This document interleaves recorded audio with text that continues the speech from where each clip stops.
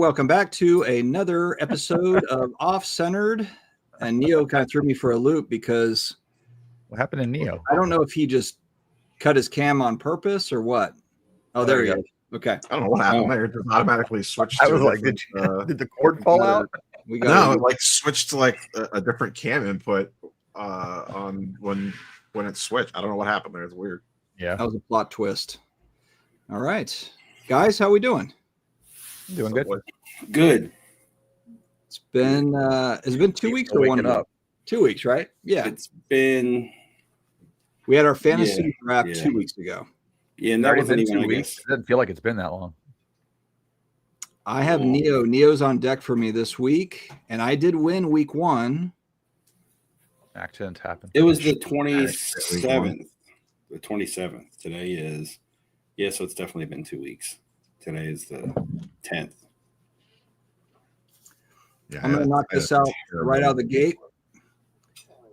Justin, pray for our country. Just going to say it. The Charlie Kirk stuff is wild. Absolutely wild. Just from somebody, losing their life, speaking words. Absolutely nuts. Doesn't matter. Political party. It's crazy. So hopefully we can all somehow rally in this country and not be complete dipshits about this stuff anymore. Maybe. I don't know. We'll see. Yeah, it's been, that I just woke up from a long nap and saw that. So I was just catching up on it on YouTube as we were logging in. I was watching a news story on it. And the other thing, I mean, the Ukrainian girl that was stabbed on the train, like stuff's just like crazy shit, man. Yep. Her name, Irina Zarutska. Mm-hmm. I don't want to just call her the Ukrainian girl, but I have a hard time pronouncing her name. But, yeah, it's pretty disappointing. Pretty disappointing all the way around. But yeah, so on that note, we're here to talk about cards and cardboard. Ham, I think you said that you had pickups, did you not? And sports. Yeah. Well, I got my Devin Culp. I have all the 1 of 1s already, but I'm still trying to do the rainbow. I was able to get the gold shimmer to 10 to help add to some of the lower numbered stuff that I still need under 15. I mean, I have like 7 of them, but there's like 20 of them. I didn't watch you guys played the Falcons, right? Were they in jeopardy of losing to the Falcons, or did they? Oh yeah. Let me tell you. Oh no, 100% jeopardy of losing. Okay. So I lost our fantasy league. Let's get that out of the way. So did I. But I think everybody who probably drafted Nico Collins in the first round didn't have a very good fantasy week to start the season because the Texans just fell flat on their face. Yeah, they look rough. CJ Stroud cards, guys. Is he going to rebound? Bryce Young looked rough. I'm glad I sold all my Bryce Youngs to Brian Gray, the card deal guy. But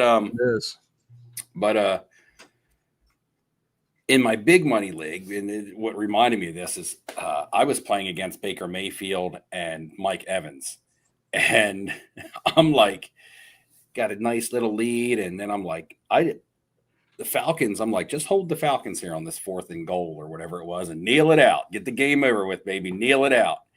And the Falcons score, and then they let the Bucks go right down the field and score again. Mm-hmm. And so Baker Mayfield gets another touchdown pass under 2 minutes. Mike Evans gets a couple catches on that drive, and I'm just watching my fantasy lead. Like I know it's only the 1 o'clock games, but I'm watching my fantasy lead go away. And then the Falcons come right down, and I'm like, they're going to send this bitch to overtime, and he's going to get more time with Mike Evans and Baker Mayfield on the field. And that's how it looked. And they missed. I was like, oh, so glad. Yeah, the kickers for that game were god awful. I did have Bucky Irvin in that game. I have like 4 fantasy teams, and I think I have Bucky Irvin on all of them. He was one player that I went. He was my 2nd round pick in every league. Well, isn't that Ham said he's the best, right? He's the next guy. Well, he said he was the next Barry Sanders. He didn't quite look like that. He didn't rush. None of these guys for the Bucks played in preseason. Like the whole starting team. Right. He caught a touchdown. Definitely showed like they had been playing. He made a super good effort play on his touchdown catch, which was great because I saw Baker Mayfield got a touchdown pass, and I was like, shit. And then I was like, oh, wait, good. It went to Bucky Irvin, so it kind of counteracted the Baker Mayfield touchdown got pass. The other 2 touchdowns, but he is Mike Evans' replacement in the near future. The Mike Evans replacement. Yeah. The rookie out of Ohio State looked good, right? Did he have the game-winning touchdown? Yeah, he had 2 touchdowns. Is he on your fantasy team as well, or is he on No, yours? because everybody took him before I could. Oh, okay. There was a couple players that I thought, if we're talking about football or just fantasy in general, that were like my long time players that I only know of because of fantasy. And there was a couple players that I liked drafting late in a bunch of drafts that played well. Like I like Ricky Pearsall, and I liked Ty Warren. I liked him as a breakout rookie tight end to be like this year's Brock Bowers, and he had a good game with Daniel Jones, who, well, that could have just been a byproduct of playing the Dolphins. But the Saints were in jeopardy of winning for the first half. Yeah, they were in jeopardy of winning, but then they did their thing and they lost. and they made it all right. Yeah, they figured it out and then they lost. Yeah, I want to believe the Cardinals are a Super Bowl contender, and that's why we lost. But no, they're good. I mean, I think the Cardinals are all right, but we'll see. We got Kyler Murray said basically he had the shits, and that's why he played bad. did he say that? I don't know. I feel like that's he had upset tummy that night. Isn't that convenient though to say before week 1? Yeah, Everything everything I see him do is ever just try and cover his ass and complain. So I'm not really taking him serious. Yeah, he didn't do a whole lot to win the game. I mean, we made a couple mistakes, but I mean, Kyler Murray wasn't lighting it up or anything. Harrison Jr. played all right. McBride had an average game. Again, did y'all watch the Chargers game? Because Herbert looked damn good. Mm-hmm. Yeah. Chargers look good. Look real good. Well, I mean, it's not the first time we've seen Justin Herbert look really good. So I'm just, I know it's a sample size, but you know what though, the Chiefs defense looked bad. That's the other part too. I can't figure out if that was the Chargers were just that good, or the Chiefs defense is taking a step back, because the Chiefs they got to fire up the Chiefs fanboys. They're like the tag bots. What did they give up? 24. Slander the Chiefs. They come out of the woodwork. Was it 27, 24? Well, Herbert was throwing the ball all over him, all over, and that secondary is but they couldn't run. They couldn't run. I think the Chiefs' run defense has always been better than their pass defense. But I mean, in today's NFL, what is a good defensive outing? Like, how many points is that? Because I believe, like, nowadays, if you give up under 20 points, it's a good defensive day. Yeah, I agree. Like, it used to be, man, you would have games where a defense would do shutouts or give up 3 or maybe 1 touchdown. Nowadays, if you give up less than 20, you're like, defense played great, so it's just a whole different game. Yeah, I think by week 3 we're going to really know what most teams are going to look like moving forward once they get that kind of get the rust knocked off and move forward. Also, total defense is kind of it's weird. It depends on the defensive strategy too. Like if your defense is more like bend don't break, and you're okay giving up you let them dink and dunk down the field, but then you're going to close it out. That's the Bucs attempt at zone. make them kick field goals. It might look like this team's racking up all these yards, but they're not scoring. So I mean, total defense can be one of those weird things where, oh my God, they give up 400 yards a game. Well, yeah, but they're not. They're trying to give up field goals, and they're not trying to give up the 80-yard pass play. Mm-hmm. Michael Stone, there's a couple comments out there, and by the way, you're welcome. History through cards. We like to come on here and talk to you guys also, and for all of us, I think this is a bit of a distraction from some things. That's what the hobby's all about, right? It's supposed to be able to distract you and be enjoyable. That's why I'm not the kind of person that likes to get into the drama content and things like that and look at all the negative stuff in the hobby, because the hobby is supposed to be a distraction from the negative things going on in your real life. With that being said, see, he talked about Justin Herbert needs to win a playoff game. But here's the thing, because you could say that about all the really good young quarterbacks, but all the really good young quarterbacks, most of them are in the AFC. So not all of them are going to get to win playoff games. When you start rattling off the top 5 to 10 quarterbacks in the league, a majority of them are in the AFC. I mean, you have Jaden Daniels now in the NFC and Jalen Hurts, but we talk about the hobby darling guys are all AFC players. Jackson, Allen, Burrow, Mahomes, Then you get the Herbert. And then you get the Herbert. I'm just rattling 4 off my head. Then you get the Herbert 5th. And there's a lot more guys even in there than that.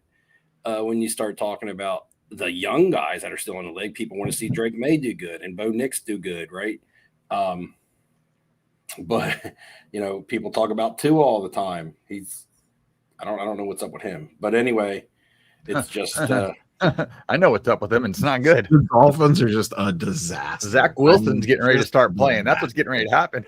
Well, I also think a lot of times we gauge things too often on the first game of the season. Did you see how shitty Joe Burrow? Did you see how shitty Joe Burrow and the Bengals looked against the Browns? But nobody's saying that Joe Burrow. Yeah, but and they always Bengals suck are garbage. First 1 to 3 games of the season. They're notorious for slow starts. The Bengals. Yeah, but that doesn't matter. A loss is a loss. At the end of the year, after they win like 6 out of 7 games and they're 1 game out of the playoffs, they don't say, "Oh, well, we shouldn't count those first 3 games because we always get off to a slow start." They say, "No, you're not in the playoffs because you lost those first 3 games." And I'm not saying that's the case with the Dolphins, but I'm just saying to say that a team always starts off bad. Well, I mean, they played New England this week. That's a super negative if you always start off bad. There's they played New England this week. New England has a bad defense, so let's see how it looks. It always takes the Saints 16 games to get warmed up. Then they win that last game, and then the season's over. It's like, damn. When you say it's hard to ever really know because your starters don't even play in the preseason. And so a lot of times their first game of the season, they're going to come out flat. Yep. And so we could say, yeah, Miami – everybody's saying the Bengals came out flat because they always start slow. But on the other hand, people are saying the Dolphins just suck. They're not saying the Dolphins came out flat. They looked really bad. Regardless of what team we're talking about. I'm a Dolphins fan. I don't think they're very good. But to automatically say they're going to be trash all year because they came out flat, but other teams you'll judge in the same that had the same shitty start to the season. I mean, look, Jamar Chase scored 5 fantasy points. Yeah, oh my God, guys, sound the alarm. He's going to suck this year. Anybody in fantasy who wants to trade me Jamar Chase, come on. Caitlin Clark, you're not trading him because he's still going to be good. Let me address Jim in Florida real quick because he always gives me hell about Caitlin Clark stuff. It's kind of an interesting one because I'm really kind of watching to see if there's going to be a giant dip on her stuff. And I'm not buying real expensive Clark. So it would be, we're talking like $200, $300, $500, maybe up to $700, $800 max. So nothing too crazy. I actually have a handful that need to go to PSA. So, but if those things crash down, if a lot of her stuff goes real far down, then I might pick up a couple in the off season and just try to grade them out and just be ready for, because here's the deal. I've heard some people kind of compare this to like Zion Williamson or something. Here's what's going to happen is she will come back from injury and there will be preseason hype if you're willing to wait for it. Now, I don't know if she's going to be the next Michael Jordan of the WNBA, but there will be an opportunity to sell cards for Caitlin Clark again. Yeah, but here's the only difference there. Zion Williamson's in an established league. He's an established brand. The WNBA is trying to establish themselves. Well, they should be. They push back on it a lot, but they should be trying to establish themselves with Caitlin Clark as their brand, right? Somebody to sell their brand on. If Zion was a rookie, but when he got hurt and wasn't doing good, people still watch the NBA. Now, before people comment that nobody cares about the NBA, ratings are down, I get it, but still enough people watch the product for it to make money and be a successful product. I hear you, but I just don't think there's the same correlation with Caitlin Clark. I think there's enough rabid, crazy fans, people that will spend money on the cards. I totally understand what you're saying. The WNBA is on life support without Caitlin Clark, and she hasn't even gotten her career started yet. But I'm not necessarily a long-term holder on Clark's on all this stuff. Like I might hold a couple of her stuff just to see what happens, but I will look to sell, grade it out, sell it probably beginning of next year, the next season. This is not like a big hold. But what I'm saying, usually when someone, the biggest hype and popularity around someone is when they're fresh on the scene. I think eventually people are going to get Caitlin Clark fatigue. And to be fair, that fatigue happens with all players, right? We got CJ Stroud fatigue, didn't we, in the NFL? So it's kind of like, you get fatigue on a player, and then that player is really going to have to do something to really get, like, we got Patrick Mahomes fatigue. Yeah. They have to constantly keep doing better. So you have to constantly do something to get you popular again. And at what point are people going to be like, oh, it's Caitlin Clark. She's just a really, really, really, really good female basketball player. And at what point are people going to just like tune out at that fact? Could be. You know, Patrick Mahomes, a really, really, really good quarterback. But you know what? I like this person now. And maybe that just takes somebody else being popular, which would then be good for the brand of the WNBA, or the people who were starting to watch the WNBA, including myself. I would turn on Indiana Fever games. I would at least check their box scores and things like that. But I haven't, since she hasn't been playing. And when she starts playing again, I don't know if I'm at to the point to where I will start doing it again at this point. Yeah, the hobby's always looking for the next best thing, even when there's already something great in front of you. When you start getting that steam going. I got you. I think she's got a little bit more runway. That's all I would say. I think she's got a little bit more runway. Right. And this isn't taken away from her talent or her popularity or anything, but I just, it's just kind of like there'll be somebody else that comes along, especially when she's out of the spotlight right now. Like, that spotlight was so bright that they needed it to run for a while. I almost feel like I'll run contrary to that, though. I almost feel like the NFL, the NBA, there's more pressure on a player because every year you do have a new quarterback. You do have a new running back that's exciting. Or the NBA, you got a new number 1 overall pick, or you got a new guy. Whereas the WNBA, I don't know who next year's number 1 overall pick is, but there's not necessarily that same sort of pressure. There's not a flurry of talent that's going to come out and take that spot. I'm not saying that there's not somebody that can or will. I'm just saying that in the leagues that are more popular, as you're saying, there's every single year there's somebody new coming out. Next will be Arch Manning or whoever it's going to be. I get that, but I think as people, even in the men's leagues, as they get deeper and deeper into the league, whether they're replaced by another superstar or not, you just start to tune out because it just becomes the regular. It just becomes the norm. It's like you're just waiting for history to catch up to them. Right. It's like I said, like Patrick Mahomes, when he first started quarterbacking, you'd be like, oh man, I want to check this Chiefs games out. Patrick Mahomes is out there. Now, we don't say we're tuning in to watch Patrick Mahomes. We say we're tuning in to watch a football game. Yeah. And we may not watch the Chiefs, and that's not taking anything away from his ability or what he's done. No, but Mahomes is 7-8 years into his career. That's what I'm saying. I mean, Caitlin Clark's going to go into her 3rd year. She was hurt all of her 2nd. That's all I'm saying is I think she's got a little bit more runway left. I'm not saying that you're not. Look, in 5 years, you're probably right. There's probably other players, whatever. I totally agree with you. I just think she's got a little bit more runway. I could be wrong though. I could be wrong. I just think at some point we're going to be like she's like now, but we're going to be like, she's a really, really, really, really, really good female basketball player. She's the most exciting female basketball player in the WNBA. I'm not saying that she's the best, but she's the most exciting. Excitement is what draws people to watch, not necessarily even being good, right? Mike Tyson, people still will tune in to watch his fights. Is he a good boxer? Hell no. He got his ass beat, and it was probably rigged by Jake Paul. But people, if Mike Tyson was to put a pay-per-view out next week, people would watch because Mike Tyson is exciting, not because he's good. So it's kind of like, well, he's just 100 years old now. At what point is she no longer exciting? Well, that she's got to stay healthy now. Is she just Caitlin Clark, and she's what we expected her or didn't expect her to be?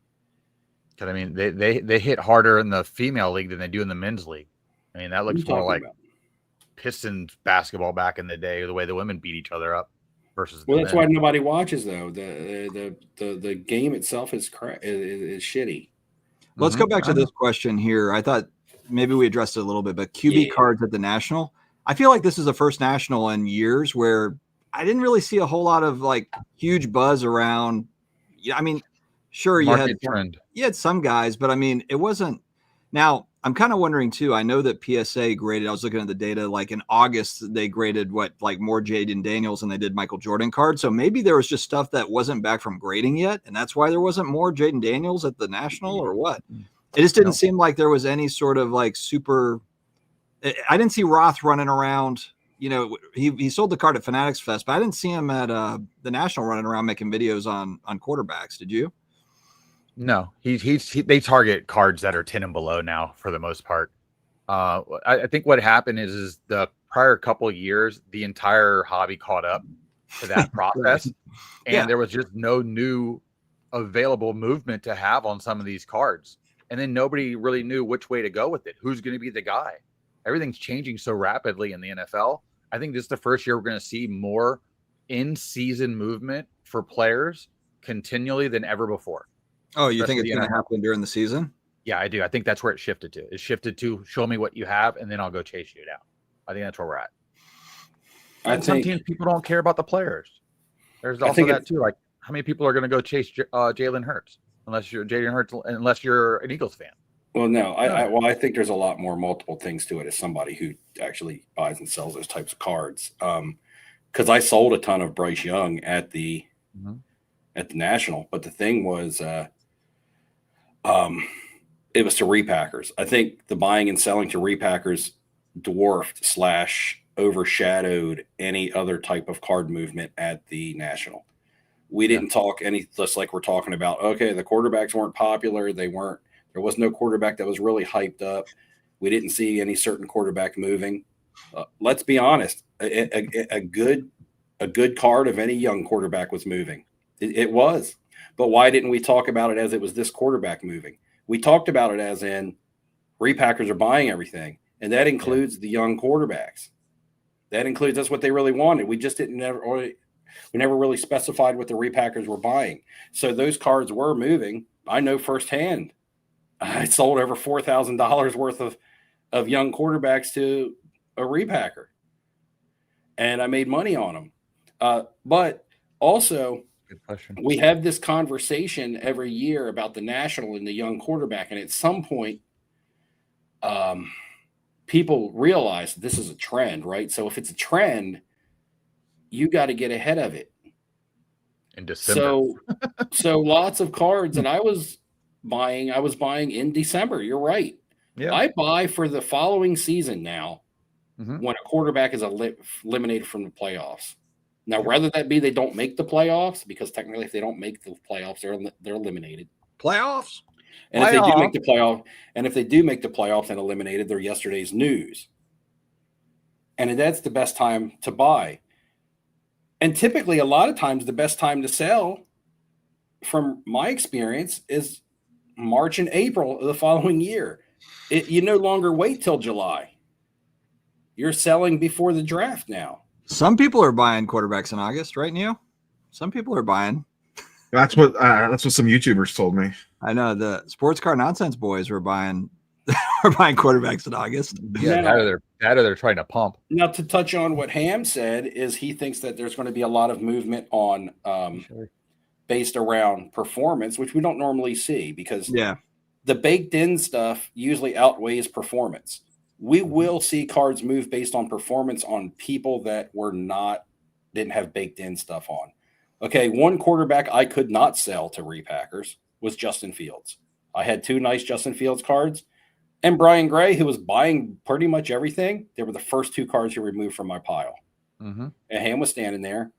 But after yesterday's game, I could probably throw that up on eBay and get what I want for him.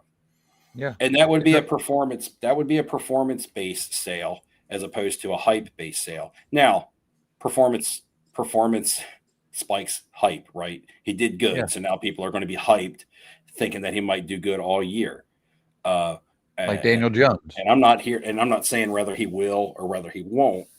There was Daniel Jones also, but how many people are going to look at that and say, well, he was playing the garbage ass Dolphins. Next week, he's not going to do well. That or he was just on the garbage ass Giants. But direction. Some players like Justin Fields has tried to be a hobby darling before. I don't think Daniel Jones has ever reached hobby darling status. A lot of times, hobby darling status carries you more than performance. Although, do you remember Daniel Jones? I remember buying some of his Duke stuff, his like Duke Prism draft, and selling it, like buying and selling that stuff, going back in time a little bit. He had a moment, but it was just because it was like basically COVID era. Crazy. 100%. I mean, let's talk about JJ McCarthy. JJ McCarthy was one of the bigger prospected on quarterbacks because he was hurt last year, so it gave you a window to buy. and just the fact that he was going to be healthy once they got rid of Sam Darnold and people are like, okay, he's officially starting for the Vikings, was probably the best time to sell. And then you go into the Monday Night Football game and you're looking at halftime and you're like, damn, anybody holding the bag on JJ McCarthy right now is hurting. And then he kind of has a redemption in the second half, but it was the tale of two games and he really didn't look that good, to be honest. At this point, right now, if you bought J.J. McCarthy after the knee injury, okay, after the knee injury, before the Sam Darnold trade or release or however they got rid of Sam Darnold, before Sam Darnold was gone from the Vikings in that window of drafting J.J. McCarthy and the injury happening, if you bought then, would you rather have sold once they got rid of Sam Darnold? Or would you still rather be holding, saying, oh, he won in week one, it's time to jump aboard the rocket ship? Or would you rather have moved your position on J.J. McCarthy cards prior to that Monday Night Football game? If you bought, now this question is only relative to if you bought after the knee injury. Because if you bought after the Sam Darnold release, you're in higher than what you can move those cards for right now. I think it would just matter what the card would be selling for now versus when I bought it, even right after that point. So I don't think, unless it's some stupid rare card, there's been a lot of movement on that card since then anyway, because everybody's just kind of frozen. They just stood still. It didn't really go up or down a whole lot. It just stood still. And everybody else that held it is like, I'm not moving this until I get a better opportunity. And I don't even think they've had that opportunity yet. I mean, none of the quarterbacks from last year's class blew it up opening day. Jaden Daniels, who is, the biggest name out of all of them right now, he had an average game against the Giants. Yeah, he probably looked the best out of everybody. Bo Nix, who had played the second best, looked okay. But, they didn't look like the quarterbacks we were talking about earlier. Yeah. When I named Williams, garbage. When I named like the first four quarterbacks that popped in the top of my head, none of them played as good as Justin Herbert. None of them played as good as Justin Herbert, but I bet you Jaden Daniel cards and Drake May cards and stuff still sell for more than Justin Herbert right now. Yep. Well, Herbert still has a lot baked into his stuff. His stuff really didn't move either. Herbert was a hobby darling, so it's tough. Yeah. Herbert has a seven-figure card. Remember still? Well, I mean, going back a few years. Yeah, his Black Prism Finite. Crazy. Neo, are you okay? Yeah, why? I didn't know if you fell asleep. What are you opening? Are you Steve was like cooking for the last however long we've been live, so I was just, You're opening you can interrupt me. I mean, Neo's so patient over there. If you want to just take a break from Cavs regular season highlights from last season for just 1 second, feel free to chime in. But that's the thing. Joe Burrow and the Bengals played like shit. Justin Herbert and the Chargers looked great. Joe Burrow cards still have more liquidity and sell better than Justin Herbert cards. Spencer Rattler still got some room to run on those prices if he pops up. What about Spencer? We got one over there. I need to talk to Neo because I need to know what's going over there in Cleveland. Because on my big money casino fantasy team, I have 3 Cleveland Browns. Why? Well, I drafted Jerry Jeudy as one of my later receivers. I picked up what's his name, Harold Fannin Jr. off waivers as a backup tight end, and I've had Quinton Judkins sitting on my IL or IR list. So, are any of those guys worth keeping? If you had to pick one of them to keep on your fantasy team, between Judy and Judkins, I guess it depends on your depth. No, and the rookie tight end was his name, Fannin, whatever. Call a bunch of balls. I mean, Judkins would be third on the list because he's probably going to get suspended, and he just signed. He hasn't even practiced yet. Yeah, but running back's such a valuable position. I mean, if you have the depth to just have him sit on your roster and not do anything for multiple weeks. Well, as of right now, he can sit on the IR list or whatever. Fannin's legit good. And if they suck, Njoku will get traded, then Fannin will be the pure tight end. But they played him at wide receiver 3. No, see, and also to put that in reference to my team is my starting tight end is Trey McBride. So it'll be tough to ever put him in my tight end spot unless he does really good and I can trade Trey McBride. That's my thought process. because when you have a Brock Bowers or a Trey McBride, you don't need to hold a roster spot with another tight end unless you think that tight end can actually pop off, give you super really good value, and then you can move a name brand like a Trey McBride to get you a piece somewhere else and not lose a whole lot of productivity in that position based on a breakout rookie. Then my running backs are Bucky Irvin and Trevion Henderson. And then I don't really have any depth. There's not really any depth to draft this year. And then my other receivers are CeeDee Lamb, Jacoby Myers, who I drafted in almost all my leagues. And I wanted to say this to Sports Card Professor. Jacoby Myers has been, I think, going to be one of my best late round picks of fantasy this year in all my leagues. And and I got Zay Flowers, who I didn't start, and but he had a monster game. But he always does that dumb shit. So just to put that in, like that, just to put that in perspective with the teams that I have, which one should I hold on to? That's right. My Saints square off against Mac Jones 49ers this weekend. Brock Purdy's hurt. That's right. Is Purdy officially already hurt yet? No, McCaffrey was fine, and he had 10 catches. I mean, I thought he's already set out practice this week. He set out practice all last week. They did that shit. Okay. Purdy, they said he might miss multiple weeks today. Yep. We got to beat the 49ers because we have a pretty tough schedule. Jim in Florida, what do you mean? Why would I take Judy with their quarterbacks? Have you ever seen what Joe Flacco does for a fantasy wide receiver? He does a lot. Like, here's the thing. A quarterback does not have to be a good NFL quarterback to be a good fantasy quarterback. It's two different animals. The problem is that Flacco's probably only going to be the quarterback for a few weeks before it gets moved to Dylan Gabriel. Yeah, probably. But is he good? Dylan Gabriel? It's not like, I don't know. But it's not like you're taking Jerry Jeudy in your first 5 rounds to be your number one wide receiver. It's like you're taking Jerry Jeudy in rounds 6 through 9 somewhere. Yeah. And you're throwing him in your wide receiver 2 spot. He put up pretty good numbers last year with shit quarterback play. I mean, just like I said, even with Jerry Jeudy on my team, I can bench Jeudy and start Zay Flowers. I still have Jacoby Myers to flex. It's not like my team is depending on Jerry Jeudy to win. But Flacco does add value to your fantasy wide receivers. Just look what happened to the Colts last year. Zay Flowers bailed me out this past week. Everybody kind of slumped, but then Zay Flowers had like 31 points against the Bills. Yeah, I had him it was a player I had on the bench. And he, after getting my report card on my draft, he was my best value. I had no interest in drafting Zay Flowers on any of my teams. And I'm at my live draft. We're at a bar and we have a room reserved. And I'm going down the wide receiver list. I'm on the clock in like round 8 or 9. And all the receivers above Zay Flowers were gone. And about 10 to 12 receivers after Zay Flowers were gone, like crossed off of my checklist. I had to ask. I had to be like, is Zay Flowers actually still on the board or did I miss that somewhere? And they were like, no. And I'm like, well, I got no choice. You guys have forced me to take Zay Flowers in like round 9. And so I ended up with him on my team. But I would have never have drafted him where his draft capital was at. He just fell, and nobody wanted him. And I live near Ravens country too. It's kind of like weird, but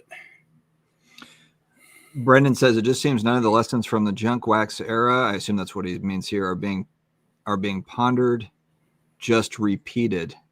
Explain that, Brendan, because it's different in the sense that I remember in 1990, you go to Walmart, there's packs everywhere. There's definitely overproduction, but now it feels like there might be overproduction, but it doesn't feel the same, at least from what I've seen as far as the print runs. Parallels, but it's a parallel universe. Yeah, it's just the difference between now and the junk wax era is that you have chasers. Yeah, like I'm trying to think back. Okay, so I was opening. Me and a friend were opening early '90s Don Russ baseball. I can't remember. I don't know if it was 91, 92. It wasn't 89, I don't think, because that would have been Griffey, but it was somewhere between 90 and 92. We were, and this is back then, this is back in the early 90s. We were opening, it would have had to be 1990. But we were opening Don Russ baseball. Tons and tons and tons of it. And one night we pulled this card. It was a Jose Canseco card, and it said Donruss Elite on it. Mm-hmm. And we're like, what's this card? I've never seen a card look like this before. And we had no idea what the card was. You couldn't find it in the Beckett. It wasn't on the checklist. It wasn't. I don't think it was on the back of the wrappers. We were just like, was this an accident? What is this card even? And then come to find out, like the card shop wanted to give us a bunch of money for it. So it was like a bunch of money at the time was like $100. Let's put it. Yeah, those were 1 out of 10,000 too. But we had no idea what the card was, and come to find out, I guess at the end of the day, back then it was considered to be super rare. Nowadays, when you get cards everywhere, I guess the Donruss Elites back then aren't still considered to be super rare. I mean, I guess in relative to how hard they are to pull. Yeah, they are. Yeah. But in print run, in relative to print run, maybe they're not that rare. Yeah, I was gonna say there was 10,000 in each Elite made of those cards. But the product, there was so much of it printed. Like, yeah, so I don't know how many boxes you had to open to even hit that one. just goes to put it into perspective how much of that junk wax stuff was printed. If Yeah. there was 10,000 of those Donruss Elites of each player made, now I don't think the checklist was very big, but if there was 10,000 of those made, and we opened so much of it, and so many people never saw one, and we saw one, that just goes to show you how much of the junk product was printed. If a 10,000 print run the biggest insert difference too is we have so so much hard other to hit. flash in the product, you get lost with that feeling of not seeing anything anymore. Versus if you open that stuff, if you took somebody and you had them open a case of that stuff, they'd be so bored out of their mind, like because everything's the same until you either hit that card. There was a card. There was a card I almost bought at the National. I did buy some cards for nostalgia purposes, but I almost went by a showcase and it had like 4 of them in there, all different grades. And I almost bought it out of nostalgia purposes because I remember how many packs of cards I ripped and never saw one. And that was the Pro Set Vince Lombardi trophy hologram. And that was card of legend.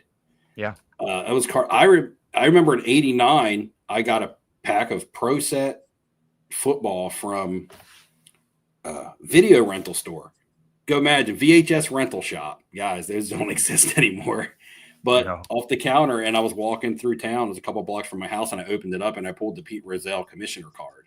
And I remember yelling, yeah, I got the Pete Rozelle commissioner card, because at the time that card was a tough pull, and the Beckett had it listed for some money.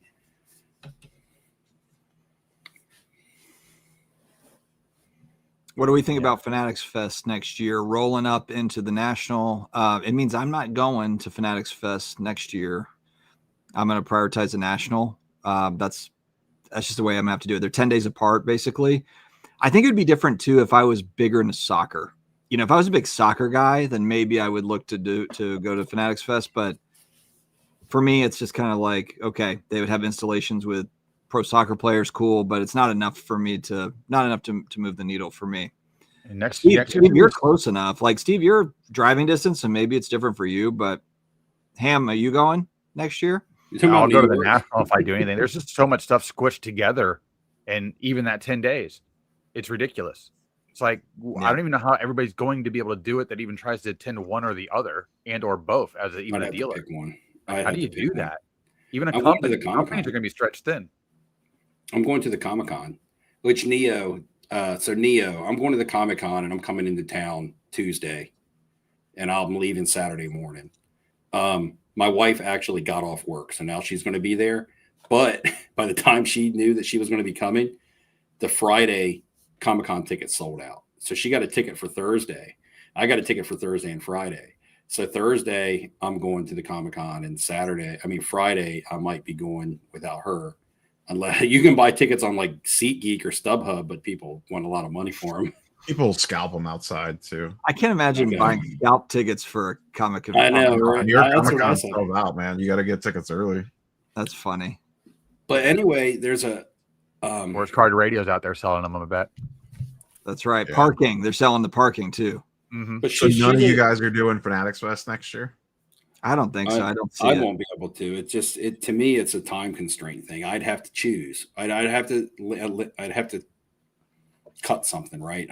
I'm already using some vacation time to go to the Fanatics Fest. So I'm gonna book a room, but I'll TBD if I go or not. I'll just get something that I can cancel as like a just in case.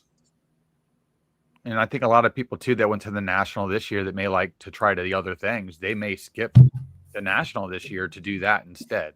Because everything's so expensive now. I think they probably were thinking that, but with the way the hotel situation is with the World Cup stuff, that might change people's perspective. Where's the World Cup going to be? The same weekend as Fanatics Fest in New York City. Oh, and they got World Cup games in New York City. It's the same weekend as the World Cup final, so hotel prices are jacked. Most of them are sold out already. I can only imagine because hotel prices were jacked for Comic-Con. Yeah, our hotel for Comic-Con is like $1,000 a night. We use Marriott points. Are you waiting in line for anybody? Are you getting any photo ops or autos at? I have some autographs booked, and so does my wife.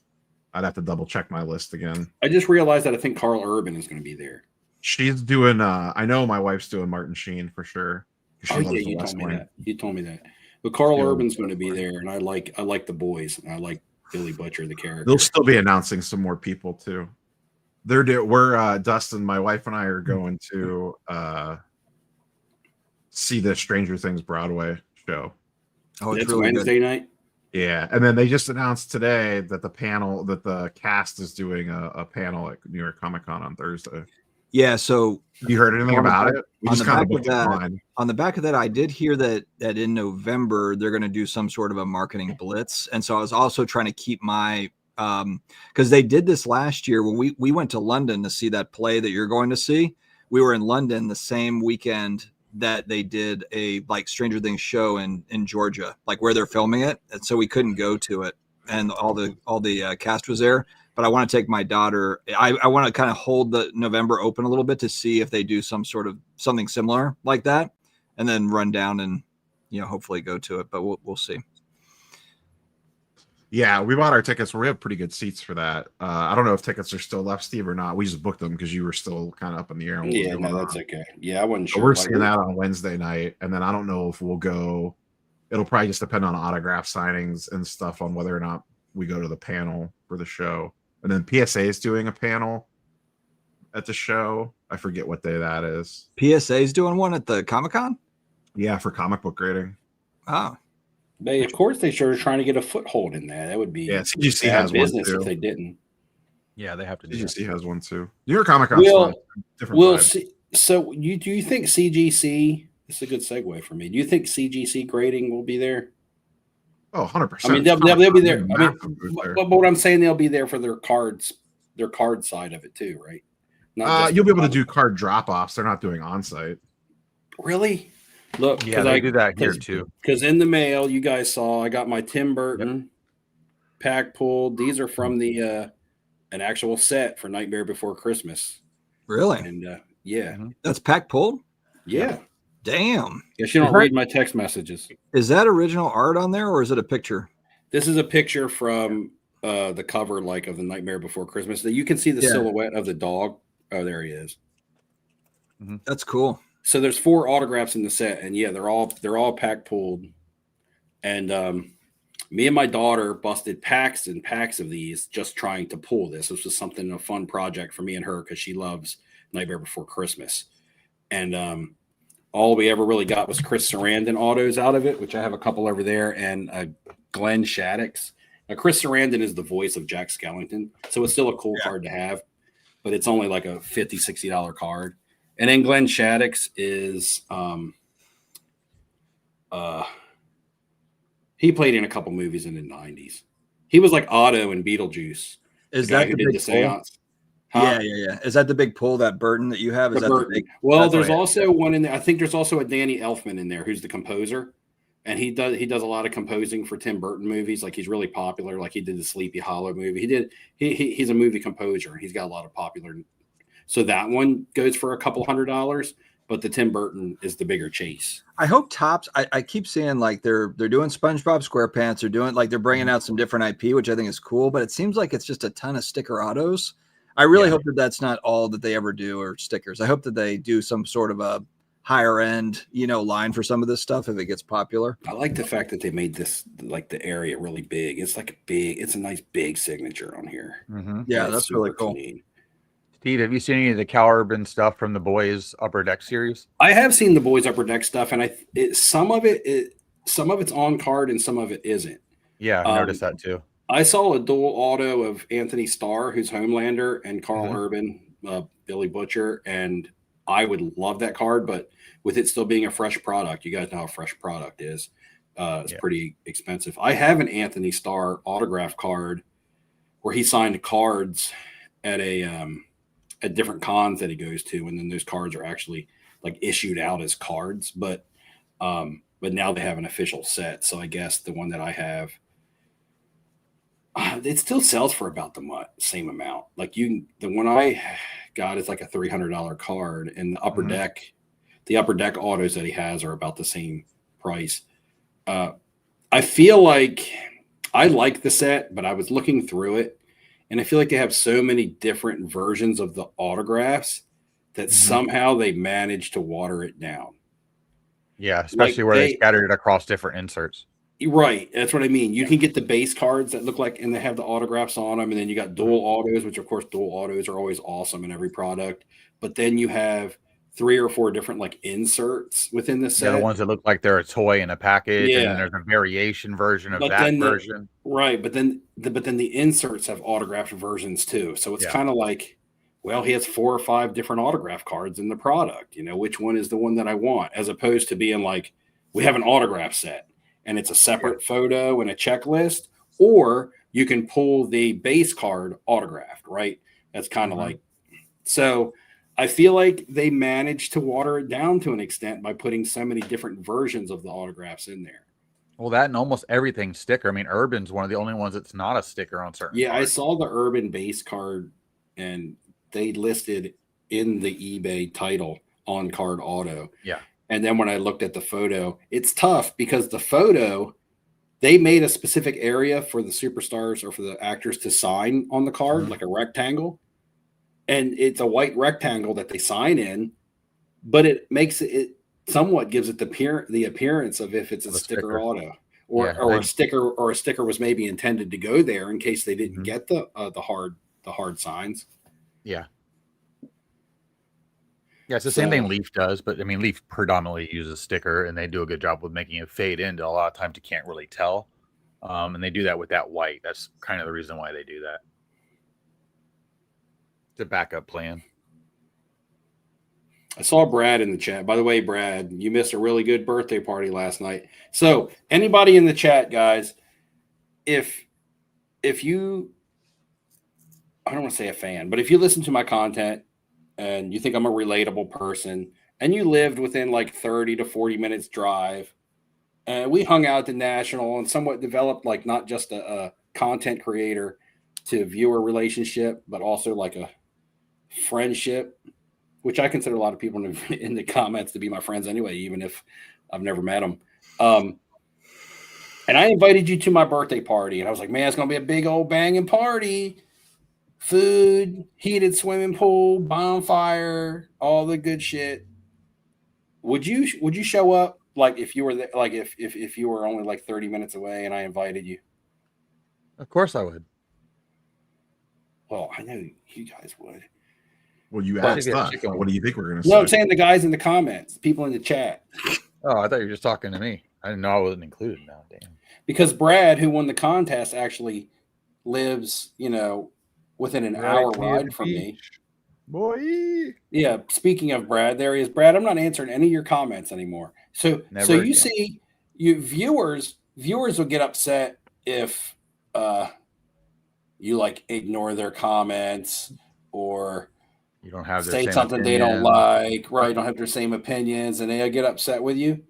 But say, for instance, the content creator reaches out to the viewers and was like, man, you're welcome to come hang out and do this and that. So should I feel a certain way for being left hanging or what?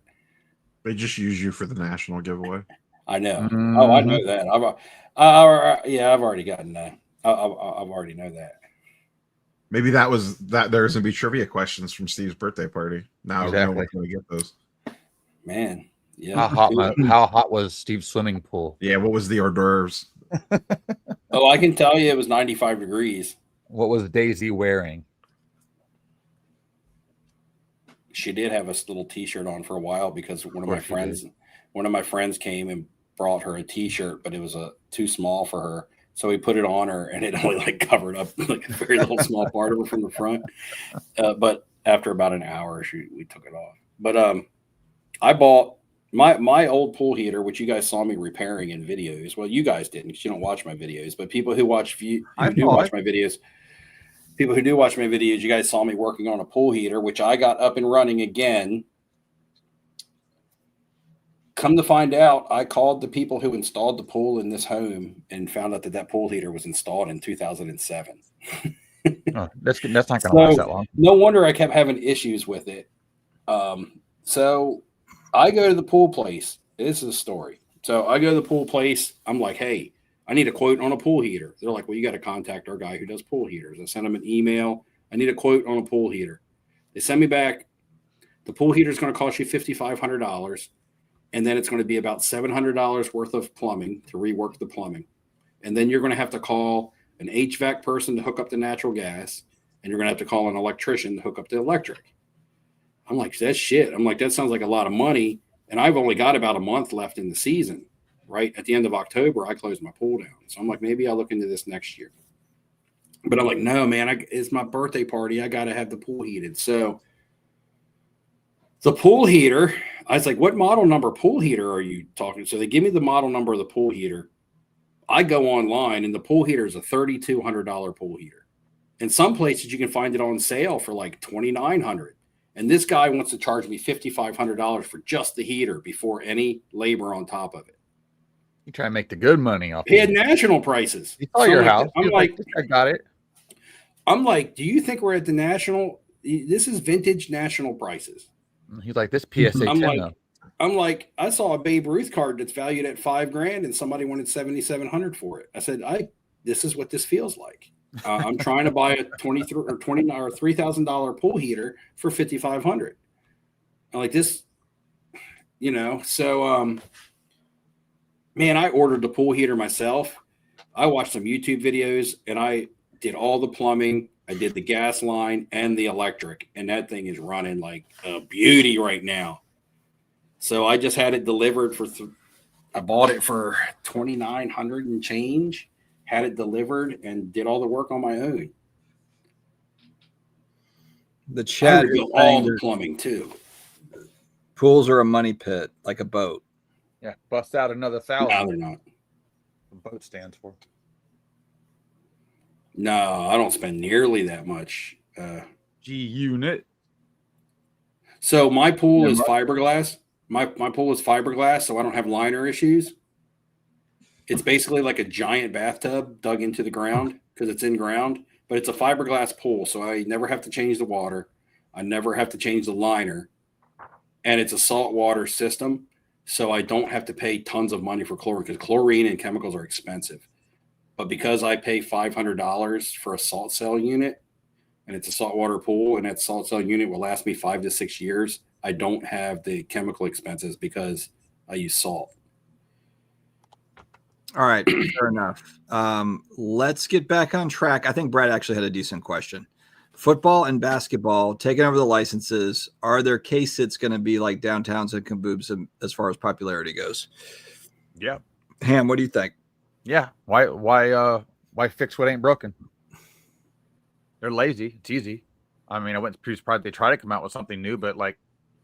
Well, no, I mean, the downtowns and kabooms are people still going to pay huge money for unlicensed ones? And then what's going to take their spot? What is Topps going to have that's going to be? Everything that's unlicensed right now is just going to fall at the wayside with the exception of a couple things that'll still hold decent value.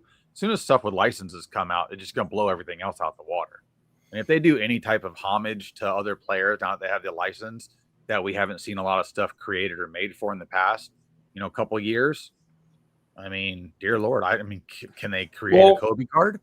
And what happens when they create a Kobe card? They already have home field advantage, which is basically a downtown. So that's an easy move. Yeah, but those are horrible. Yeah. Hometown advantage is horrible. Well, hold on. First question. Good. First question. They're better than that AI Panini trash. I'd rather see it. I like explosives over kabooms. It's The not what you manga- like, Ham. It's what the market likes. Okay. And I manga- like the market. The market likes me, and we like each other. The manga is so bad. The explosive horrible. the explosive is a poor man's downtown, because people No, like it's you not. and I can't. Bullshit. Because people like us It's can't afford downtowns, huh? They're expensive. Yeah, but they're about the half the price of a kaboom. So they're the Probably. poor man's kaboom. I guess. Well, they're about to be the licensed versions, right? They look similar. Yeah. They look similar. They're a nice looking card. They're shiny. They got the waves on them. They look like a kaboom, but they are about half the price. So they're poor man's kaboom. But let's take a look at the Helix here. One of the main questions is, though, will downtowns and kabooms and color blasts and things like that, will they still exist? Is Panini still going to make a sports card product without the license? I mean, they're probably just going to do basically the greats of the game. Anybody that's a Hall of Famer, so they don't have to deal with the Players Association. So they're going to make downtowns and kabooms of veterans and stuff. I know they do that already, but the bigger chases are the just like what they did with baseball, basically. Wes, is this what we're talking about here? These Helix? Yeah, that's the Helix. It's color blast. So it looks like a color blast. Their color blast. How is there not a lawsuit? There is. Oh, there is. Panini's trying to sue Topps Fanatics for everything. Well, But I'm saying they're suing each other. If you didn't tell me that was a Helix, I'd have been like, oh, look, a LE color blast. Color blast, yeah. Yeah. No, what they need to do is they need to bring back the old thunderclaps is what they need to do. They need to bring these babies back. Not even close. Upper Deck now, and they can't do anything. Have you Not- seen Upper Deck's new Allure product? DeJuice Main saying Kaboom's the next PMG. Look out. Kabooms will never be the next PMG because they're mass printed. They're also PMGs have rarity to them. They're actually numbered, and common cards sell for the price of what superstar kabooms sell for. But there's no rarity. There's no rarity to kabooms in downtowns unless you're buying like the initial print year. Neo did it. I hope one day that print run comes out. And Neo has done multiple like actual videos on this, but it was something I touched on when I bought the Kyler. Remember when I bought the Kyler Murray downtown rookie? And I was talking about print runs or pop reports. And I was like, I don't have any analytics. I'm not a researcher and analytic guy when it comes to cards like that. That's more up Neo's alley.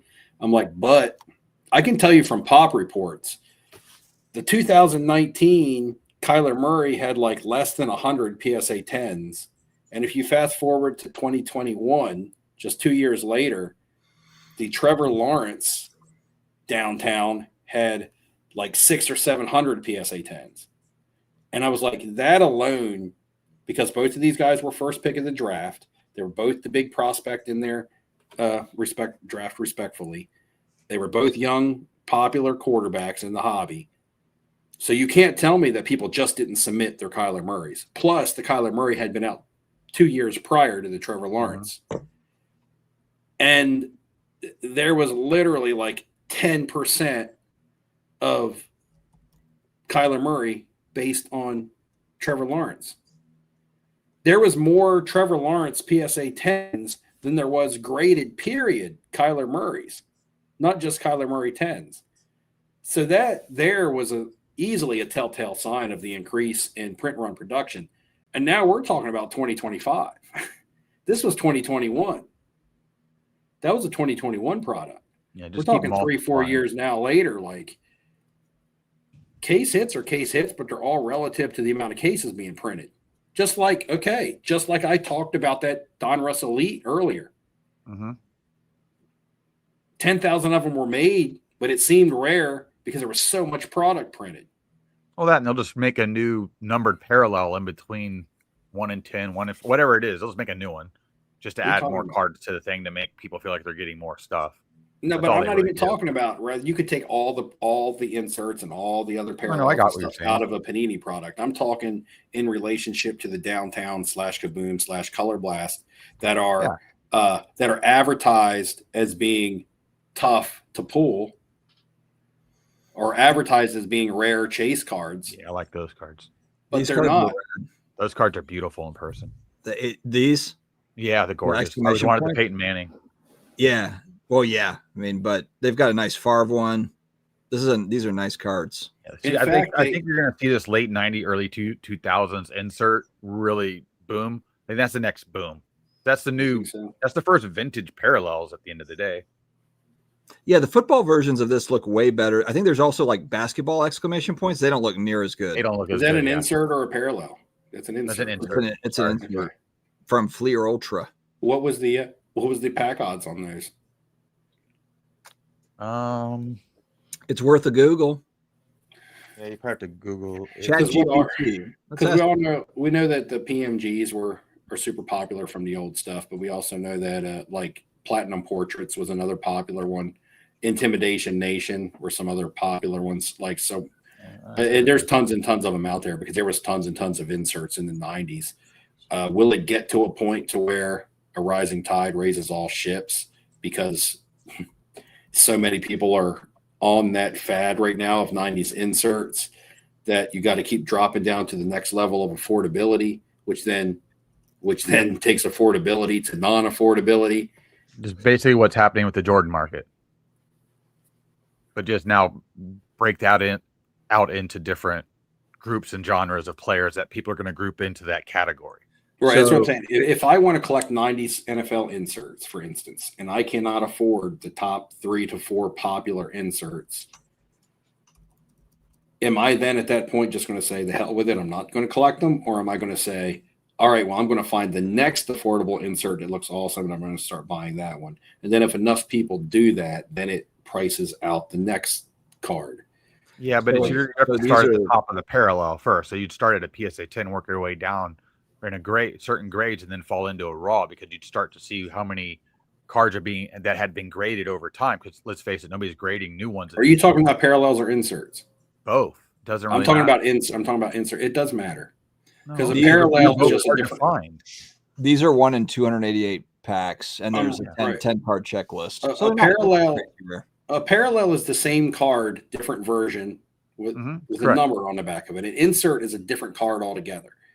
I understand, but what I was saying is the odds, the way they were working back then, were very similar to the inserts as well. Yeah, but it's going to be different when it comes to pooling because you've got to imagine a general set has a lot more cards in it than an insert set when it comes to a checklist. But I think like this 98 Ultra, there was a 1 of 1 of every player, and then the next parallel was a 1 of 100, and then after that was a base card. I'm talking about your odds of pulling them. So say, for instance, you in the 1990s, you got 1 refractor per box, and a box was 24 packs. So you get a refractor in 24 packs. Yep.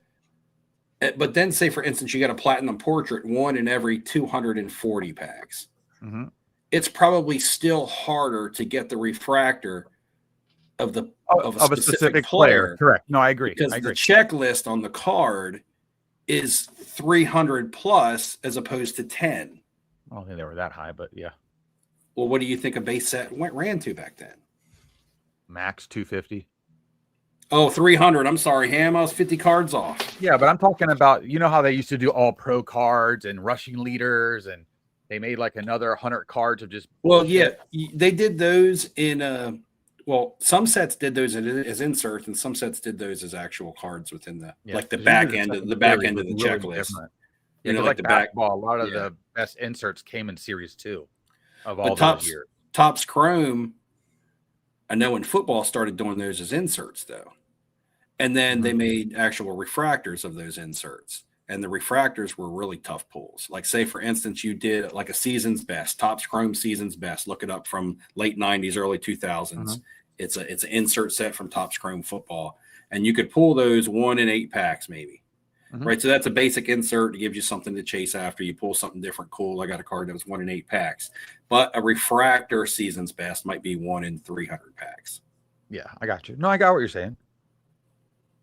But again, the checklist is smaller. Yeah, you got. Like was also interesting too. Is like some of those insert sets would have a parallel that would be like a refractor. That was then part of also the insert set as well. Yeah, so you had give me another level. Be right back. Yeah. We are busy. So you would have another level on top of the insert of also being a potential refractor or atomic refractor or something like that. I'm gonna mute myself, Ham. All right. I can hear you talking in my head still. Where's he going? He just He's out. going to find a parallel of an insert. Here's another pickup. I'll show you another pickup while we do it. This is from 1962, Mr. Softy. It was a small set. It was Adventures of Captain Chapel to the Moon. It's a 10-card set, but what's interesting about this, in 1962, were the first cards to where they started depicting spacecraft or anything like that. The other notable set's going to be the Mars Attack set. Yeah. These are the only two sets. Now, I don't know which one came out first. Nobody does. Some people like seeing freaky aliens. Other people like to see spaceships. So you have those two sets to choose from. The Mars Attacks is obviously iconic. I think the #1 series card on that, if you got a PSA 10 in that, it's like $20,000 or something stupid. But the Mr. Softy set is kind of like off to the side, which is interesting because there's actually less of it made than the Mars Attack set. And for some reason, you can find these in really good condition cheap. So I was like, I'll grab a few of these. Plus, they're fun. They're great to look at. And I just think they have some range to them. Cool. What'd you find me, Steve? No, I just brought some cards as an example. So remember the Topps Finest football sets? They had 3 different tiers of cards, bronze, silver, gold. But they were all base set. They were all base set, and maybe the gold were 1 or 2 a box. Right. But then you could get the refractors. So you can't really tell on the camera, but this is the refractor of the Merino. Let me see. I got a Favre that might look better. It also say refractor on the back, right? It has the level on the back. Right now, your camera's lagging, and it just looks like pixels. Oh, really? I can see it on my screen. Can you see it now? Listen, Carlos. I will pump space cards to the moon. Can you see it now or no? Is it pixels now? Admit to life on Mars. Is it just pixels?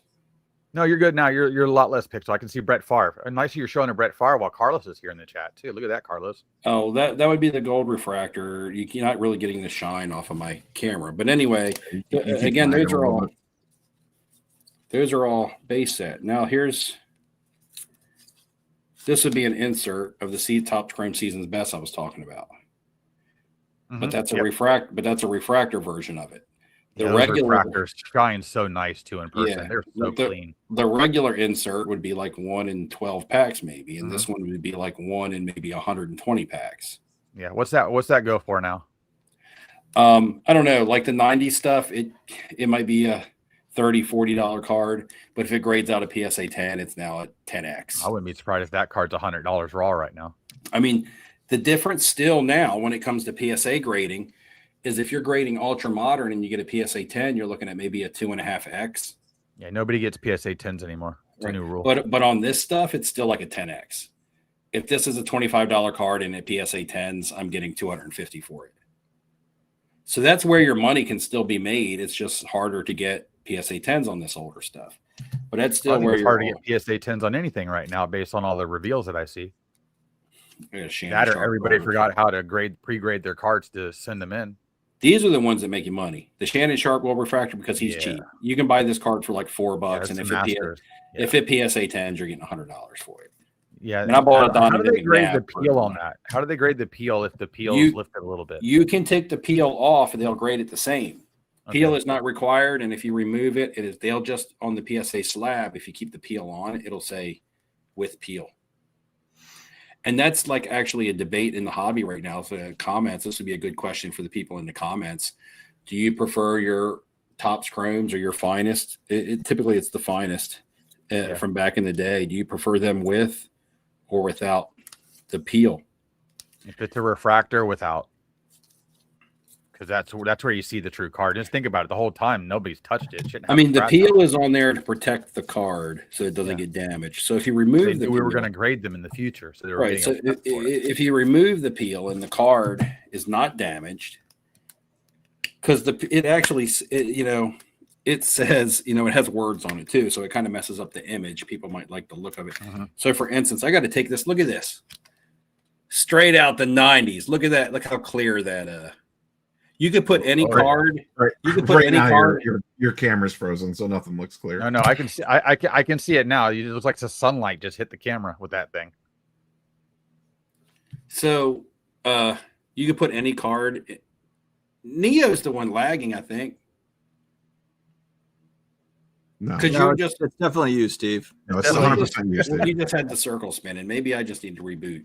Anyway, you could put any card in this top loader, and it would be a gold. Steve.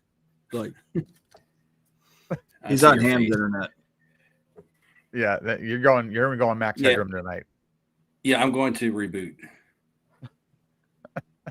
I'm going to reboot. How you doing, Winter Haven? PSA Started 9 getting- equals. He started getting the flashy cards out and it started tearing his internet apart. So a 9 is a 10 for 90 stuff. Fair enough. Basically, yeah. Neo, have you submitted anything to grade? You're usually big at grading stuff. Not for a while. Turnaround times are too slow. I don't really have much dropped right now. the card I dropped off at Beckett. I'm still waiting for that to get graded and sent to me.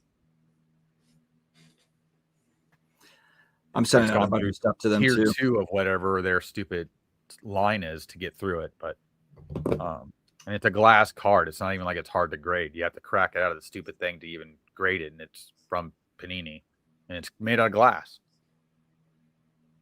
So, like, just give me my card back.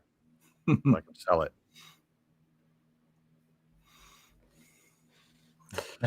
Neil Armstrong had better reception from the moon. Yeah. Greg coming in hot.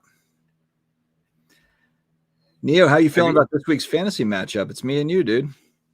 I saw we were playing. I haven't looked your team over that much.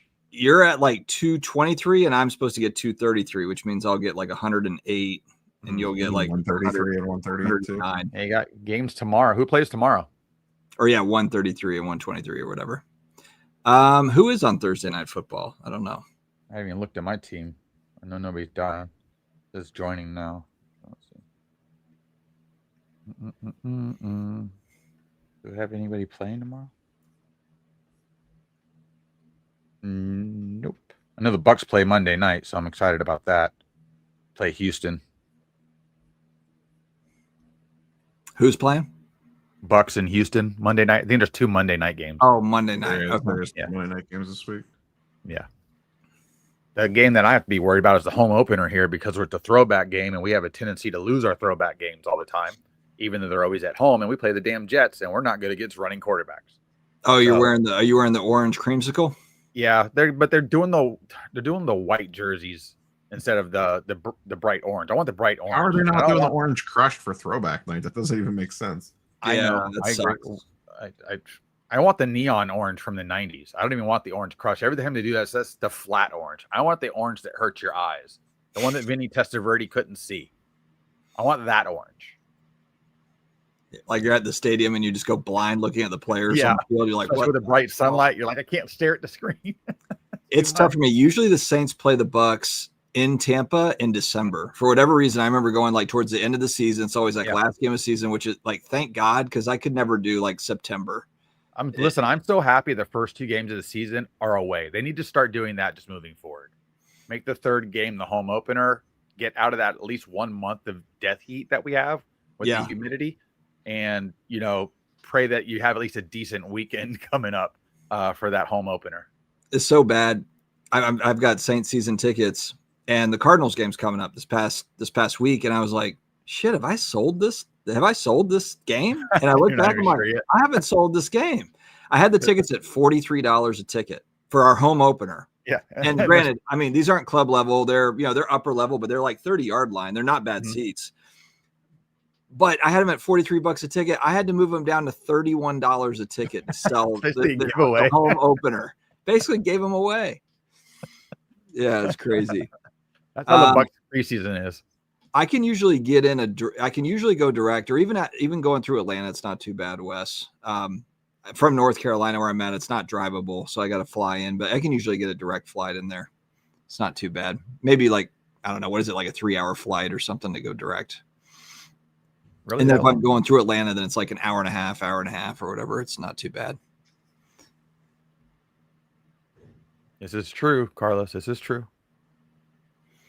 We're going to the Patriots Saints game, and I'm hoping, I think I told you guys this, but through the channel, an executive for the New Orleans Saints reached out.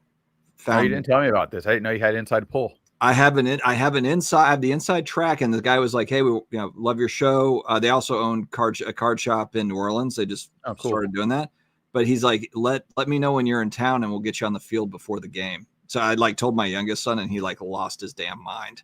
So I'm supposed to go on the field after the Jets game on the home opener, and then pregame for the Eagles game. Well, that would be cool. Those are my two on the fields. Those are the season tickets we have. Yeah. Anyway, real quick, while I got this card out of the top loader, can you see it on my camera now? Or am I still? You're still freezing on there. I see it. I don't know what's wrong then. I must be having internet issues in the area, which I have because my phone internet is messing up too. So gotcha. Well, we'll wrap up here soon, boys. I was just going to show one with the peel and one without the peel. That's all. All right. So do you prefer with or without the peel because of the words on the peel, or do you think taking the peel off the card, is altering? Did Mangini say that internet? I don't know. Cam's lagging again. It's my fucking internet. It's pissing me off. Oh, Oh, wait a minute. Let me shut the Pornhub down in the background. That might help. There you go. Here's did the Donruss Elite kind of look like this, Steve? But with Jose? No, it wasn't. It wasn't that set. It was the colored one, right? Because like Ripken has autos also. Well, I had Wade sign this through the mail. He does TTN for $10. There was an auto Donruss Elite Cal Ripken card that was actually pack pulled because there's a guy that you see set up at a lot of the shows that is trying to collect every single one of them. He'll have a showcase that has all of them in it, and they say not for sale. Looking for this card, buying this card, not for sale. Yeah, I see that too. You see him at a lot of the big shows. Have you ever seen him? I have, yeah. Steve's just frozen in time. Am I frozen again? We can hear you. We hear you crying, but we see your eyes close and then they're shut for a little while, like if you're praying, and then they open again, like you just woke up. All right, it's like you're sleeping with your eyes open. It's a little creepy. Bye, motherfuckers. Peace out. It seems like I've had enough. He's just like, I'm out. God, man, that guy. This is the orange I want. I want these orange pants. There it is. Yep. I need those babies to come back. That's Mike the outfit. Mike Allstott. I'm happy that the Bucks don't have Allstott anymore. He should be in the Hall of Fame. He was an animal. That was back though when you could wear the gigantic, like the huge shoulder pads. Yeah. Shoulder pads. You could wear the 40 shoulder pads. Yeah. Then they started worrying about player safety. Blah blah blah. Yeah. Well, I mean, he ended up having to stop playing because of a fracture in his neck that they couldn't repair. Oh, really? That's why he stopped playing. He looks. I've seen him like post career though. He looks good. Like he's in shape. Oh no, he looks great. I mean, he coaches football down here. For just give him something to do. He's supposed to be possibly signing at the Clearwater show at the beginning of next year for a charity. Perks offering reliable internet for $5,000. That's it. Steve is already in chat. Did Steve go to chat? There he is. I can't even watch this. He either got hacked or he's already in the chat. He's in the chat. I was hoping he'd be in the chat for a minute. I love it. Oh, man. Appreciate it, Football Card Finder. Something about looking through a binder. I'm with you. I'm all about the binders. Check out the Daisy card, little sticker card I got right here. The Color Blast. Color Blast. Yep. Oh, Steve is actually popping back in for Sports Card Therapist Talk. Do we have to? Should we opine on the Sports Card Therapist? Neo, I don't feel like me and you have not done a video on that. Ham, have you done a video? I'll do it right now. I don't care. Yeah. I mean, I don't really care. It was kind of. He he dipped and he randomly popped back up. I think we all saw this coming. Yeah. So I didn't realize it was 2 years ago, though. It seems like he didn't even do anything on his channel. I agree. Yeah, it wasn't even on his channel. Like I haven't seen his channel come back. No, it's just on somebody else's channel. Yeah, it's not coming back. I didn't get a feeling like there was a comeback tour. No, an actual, on a channel like real apology would be nice, but other than that, I don't really. It's whatever. He might have just been dipping his toe back in to see how the pushback was going to be. Well, he got some pushback. I looked at some of the. I mean, I checked the comments, and it wasn't great. No, but like you were saying, it was 2 years ago. Some of the people in the hobby that were trying to talk about it didn't even know what the hell went on. You know, some of the noobs. It's like they're sitting there trying to look it up. I mean, the thing, I liked Rob. I did a show with him for a little bit. I like Rob Neo, but I did a show, a few shows with Sports Card Therapist. He was a funny guy, but then it was just kind of like, I guess I just don't understand. Why don't you just come out and say, like, I just screwed this up? And yeah, he ran away from the situation. He crushed under pressure. But then he just bailed out. It kind of, I don't know. Too bad. I think that we all need to sprinkle a little self-love. I'm full of self-love. Yeah. But yeah, I didn't care that he came back on. I think everybody made a big deal out of it and got some content, I guess. But again, most people watch the content and don't even know what the hell it's about. So it's like it's not even worth repeating, to be honest with you. There's a graveyard of content creators that are gone. You know, I mean, there's a lot of content, a lot of gone content. Yeah. Well, there's a lot of new people popping up too, but my God, they're god awful. Oh, I think there's a lot of good shows right now. I don't. There's a lot of good shows on YouTube. I don't know what you're watching that I'm not. Well, in 2020, when we were doing the content, I mean, I'm not saying it's even gotten a lot better from my side. I'd say I'm better than I was in 2020, but there was nothing out there. There was nothing. Now there's it feels like there's a lot of shows, but a lot of shows have come and gone a lot. Yeah. I mean, I see new stuff all the time, and I'll go in and just pop in to see if anybody's interesting or has a different take or is doing something different, but no, same old, same old. Equal grifter industry, equal grifter opportunity. There's only so much to talk about here. Carlos says Ham has become the back in my day guy on YouTube. It's a circle of all of us have been. Well, it is funny when well, I think I don't remember who I was watching. Maybe it was Professor of Sports Cards, but he didn't know, like, the Sports Card Therapist thing popped up and he hadn't watched it. And I thought he went on Dan's thing to try and watch it. I think you had mentioned that on your video, something like, it's funny to see people that don't know anything about this, like that don't know, like they missed the original drama, I guess. Well, that, and he had the chat going off on it, and half those guys had been there for a while. He didn't understand what they were saying. They've been around forever because they've been through all of it. Yeah. So, and then they're all got their own personal comments that they want to drop on that, and he's just trying to pick stuff up as he's going. He doesn't know what he's doing. He's just trying to run with it. Oh, I thought that was funny. But yeah, and me and Neo were discussing about possibly popping into his channel last night. Neo was in chat. Neo hanging out in the chat, lingering in the chat, huh? I made a brief appearance. Did you see that he almost got the PSA guy in like actual legal trouble? Well, listen, the PSA guy got himself in trouble. If you're that damn stupid, that's your fault. Well, I would have been gloves off. Let's get everything out. Put them on trial. You're gonna. I mean, think about how many people have had a ex-PSA employee on their show. Go. Well, yeah, I guess it's tough to find one that'll speak. Correct. So if you're gonna do it, he's burying himself at that point. Yeah, but you, as the interviewer, you have some responsibility there to protect. At that point, you're just a media person you're just a newspaper person at that point. You're doing what anybody that's a broadcaster would do. Yeah, but it's really all you have to do is just not show his face and not show his name, and it's fine. I'm sure he had that decision if he wanted to do it. I mean, I don't know that the professor is experienced enough to even think of that, to be honest. Oh, potentially not. I wouldn't have been. I wouldn't have thought about that either. I would have just said, "Spill the beans." Ham, that would have been entertaining if you had done it, because you're just fire off about whatever the hell.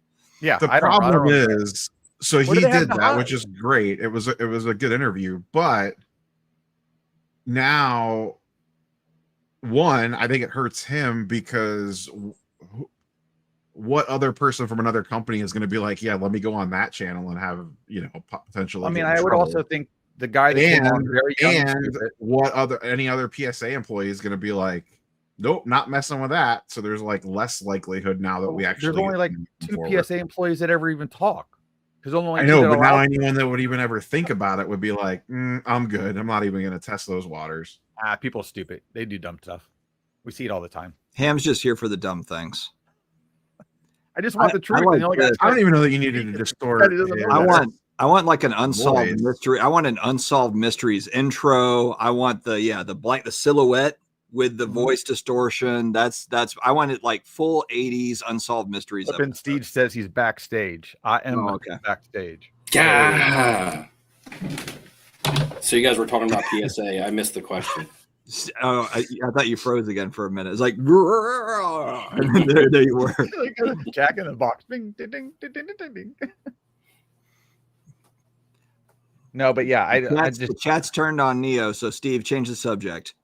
It's not about protecting PSA in 1977. It's about protecting the employee. But what does PSA have to hide? They buy a company, they dissolve it. You get in their way, they run you over. They make their own rules. Every company has, and every major company has NDAs. So are you talking about the ex-PSA employee that was on a couple of different channels? Correct. I didn't watch any of those videos. So what kind of went on? What's that Julia Roberts movie where she's doing like to me that I found interesting is they pick and choose what they want to grade next. Aaron Brockovich. Aaron Brockovich. Ham is like Aaron Brockovich out here. What do they have to hide? That's just true. He was not a grader, Ham. He wasn't. I didn't say he was a grader. Picking. He was talking about research and ID. I understand that they're pushing that box through quicker. You don't understand that because you just said grader. I'm sorry, I misspoke. I don't work for PSA. I didn't sign an NDA. See, I can't even get in on this debate because I don't know what we're talking about. Well, you're out, Steve. I don't know what to tell you. But I you. might be on your side, Neo. I think this is a perfect time to be turn on the side of getting off AOL dial-up. We need to turn memberships on the channel starting now. This is all going behind a paywall. In fact, it was my screen. Actually, it was my screen. It was my StreamYard. Well, what was the thing where you can like add badges and stuff that people like pay for? What is that? Steve goes, it's my StreamYard. I fixed it, and then I look over and he's like, yeah, frozen solid. All my other and you guys are blanking. All my other websites, like I rebooted my internet, and all my other websites run fine. And whenever I go to StreamYard, it really struggles to load in. So I already have a ticket in with them.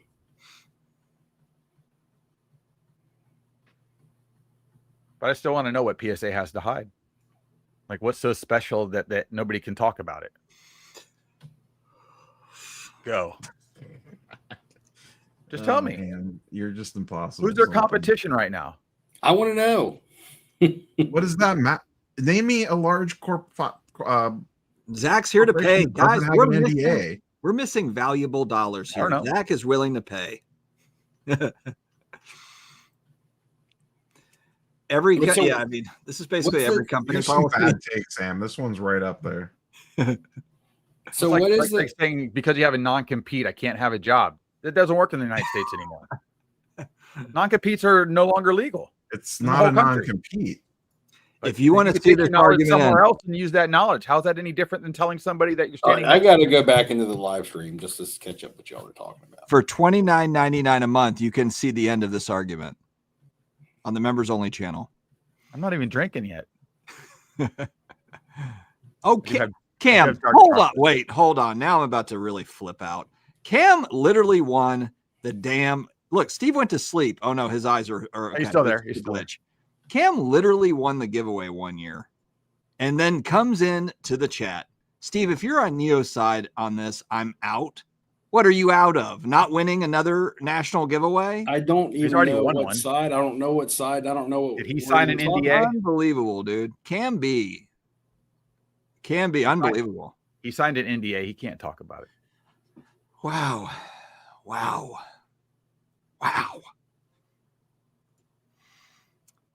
Hey, from the bench, my Luka take was spot on, man. Because what happened? Lakers didn't do shit. Luka cards are down. Looking good overseas right now. Is he hurt or what's the story there? What are you talking about? He's playing. He just scored like 40-something points the other night. Okay. Yeah, but I thought he got hurt, but I guess he bounced back. Anybody who bought Luka cards when he was traded to the Lakers and didn't sell them is losing right now. So that take I don't bad. understand what the bad take is. I don't know what the take is at Companies all. I don't don't know have what you guys are- NDAs. Like I don't understand what the take is, what the bad take For is. $29.99 a month behind our paywall, you'll learn. Yeah, Neil, we got to sell the paywall, Neil. We're selling a paywall. Take? We got to sell the paywall. That's all. Brick wall full of money. What are we debating here? Where Chat- are we? Chat's Where mad are because we? PSA has their employees sign an NDA. I think Like is Michael the is. gist of it. Yeah. I'm And upset that PSA employees are not allowed to talk about working at PSA. I mean, there's probably a lot of businesses that do that. I mean, sort of Ham, confidentiality. Steve, right? do you have an NDA, or you can't get on here and talk about casino secrets? Can He you? talks about casino stuff all the time. I don't have anything that I've signed. It's generally a rule Tony of thumb. Soprano will kick the door in if he gives. It's up like the it's back. like a kiss. It's not, and I don't want to say it's frowned upon, but it's typically not something that I like to talk about. It's like an unwritten rule. But to be honest, anything that I could tell you about a casino, you could Google. Anything I could tell you about a casino, you could look it up and read about it yourself. There's nothing that's like strictly confidential, kept behind the doors that only casino employees know about. I just feel like why Everything's is written up through state lottery Martin laws. where I can't talk about what I'm doing? 77. I'm not saying he has to protect them with like weak questions and stuff, but it's not a bad idea to protect the identity of someone like that. Like, Dustin, if you interviewed someone like that, would you just throw them out there, or would you have protected his identity? Probably wouldn't have bothered with it, to be honest. I wouldn't have taken it on. But yeah, I don't know. I think a lot of people in the hobby have Like that. let's say hypothetically, I'm a former PSA grader, and I come to you and be like, I've proven that I work at PSA. Do you want to go on for an interview? Or I'd like to come on for an interview. What do you want to talk about? What's the point of it? Whatever you want to, whatever questions you want to ask me. Ask me all the dirty secrets. I feel like it's not my channel. I wouldn't do it. I wouldn't bother with it. I feel like just like at any job, there's a quote that people like to say when someone asks a question, and you're like, "That's above my pay grade," right? That's kind of like the answer of, "I have no liberty to speak on that. That's above my pay grade." So if you were going to have somebody on from PSA, I guess it would be in relationship to what their actual status was with the company. Like Nia, you have big representatives on your channel sometimes. This is a general employee. So actually, how far does their knowledge go other than what they personally experienced as an employee? Not the ins and outs and the behind the scenes shit that they don't. I work in a casino. I can tell you anything about the table games department, but I can't tell you hardly anything about food and beverage. I can't tell you hardly anything about the sports book, right? It's different departments and it's stuff. If someone asked me, why don't you have this game in the casino? Well, that's above my pay grade. I really don't know, right? Why are your beers so expensive at happy hour? I don't know. What's my odds of winning at blackjack? 60-40 in the house's favor. There's stuff that I can answer and stuff that I can't. So I guess it would just depend on the line of questioning that you were really shooting for. And you would have to shoot at stuff that this person actually had knowledge on. Or it's just like interviewing anybody else. If you're going to ask this person questions about PSA that they have no experience in, you might as well just be asking me. I thought that the professor did fine as far as the interview goes. It didn't feel like there was a lot of gotcha moments or that he was even really, he wasn't, right. It didn't feel like he was trying to pull them either. I didn't get the sense that he was trying to like, so is, are the employees getting, the all the tens or any, like, I didn't hear any of that. I didn't get the feeling like, and I didn't see the interview. So again, I can't, I don't know what questions were asked. I don't even know what this person's position was with the company. I don't know when or how long they worked there. Were they under the old ownership, the new ownership? Like, I don't know any of that information. And that information is going to be vital. I mean, when all that is, it's part of that. What were you saying, Rob? Is Marvelous Pax talking about me or Dustin? Because there's only one person on here that's sponsored by PSA. No, he's talking about me. Oh, Yeah, okay. that's why I pulled it up. Then again, there's disgruntled employees in every industry. Say, for instance, you hire in a grader at minimum wage. They're not performing up to job standards. They don't even make it out of their 90-day probationary period, and you let them go. And then they go on a podcast and say, well, I used to work for PSA, and that company is trash. Yeah. You can't Well, I mean, so what kind of credibility are you going to hold them to? Yeah, I'd put him. Simon brings up a good point in chat. Like, people are going to Google that dude's name now and immediately see that he likes to spill company secrets. Yeah. Everybody just went and Facebook looked him up and shit. Now he's got all these new friends. And then again, at the end of the day, it's the person's decision to do that interview and what was their motive behind it. Are they trying to make the company look better? Are they trying to make it look worse? Are they trying to get notoriety for themselves? They're the ones putting themselves out there. So confidentiality at that point's out the window. This is social media. Once you put yourself on social media, you're open, you're fair game. That's just the world that we live in today. You can't put yourself on social media and then say, oh, don't critique me or don't praise me or don't judge me. No, you put yourself out there for that. The old scare tactic letter, hey, you're not supposed to be talking. Don't do this anymore. Like, here's your warning. That's that they threw the shot across him. He ain't said nothing since. And that puts out a reputation for the rest of the people that have worked for PSA. Don't say shit. You signed something. I don't know how long the NDA lasts for. It's not forever, that's for sure. I mean, in our policy at my casino, as an active employee, belittling the company, and that's not talking about rules, regulations, or anything like that. This is just basically slandering, venting on social media about your job. Okay, I went to work tonight and our management team sucks and they don't know how to treat anybody. Working at this casino sucks, but I have to do it because I got to pay my bills, right? That is something we do sign. That is something we do sign going in when you take the job. It's your orientation to slander the company on social media. Now you can go on there and say, hey, this is how to win at craps. This is the best way to play the roulette wheel. You're still probably going to lose, but this is your best odds of winning. None of that stuff is banned from being talked about. You can talk about that stuff. But the company really frowns upon going on social media and running the company down. Yeah. Because at that point, you're a representative of the company, and now you're hurting. At the end of the day, you could be hurting the company's bottom line, right? Yeah. Or but you might deter a customer from coming in because they might go, oh, I'm not going to go there if they got shitty management, right? Can you pull up 77's last comment? This one? Yeah. So, in my opinion, I think the reason they sent it to him was to scare anyone else from doing it. I don't think he said anything that they were actually that pissed about, because they even said they're basically just giving him a warning. I think the whole point of it was to scare anyone else from ever even consider doing it again. It was just a warning shot to the rest of their employees, not, I don't think, necessarily anything he said or did. I think he's basically just getting an example made out of them to scare anyone else off from even thinking about doing it. So give me a really quick 15, 20-second rundown on what we're discussing here as far as what happened to the guy. Was he threatened by the company or given a lawsuit or something? He went on the channel, did an interview. He worked in research and ID for like 5 months. And then a couple of days after the interview dropped, he got an email from PSA Legal basically saying, you violated your NDA.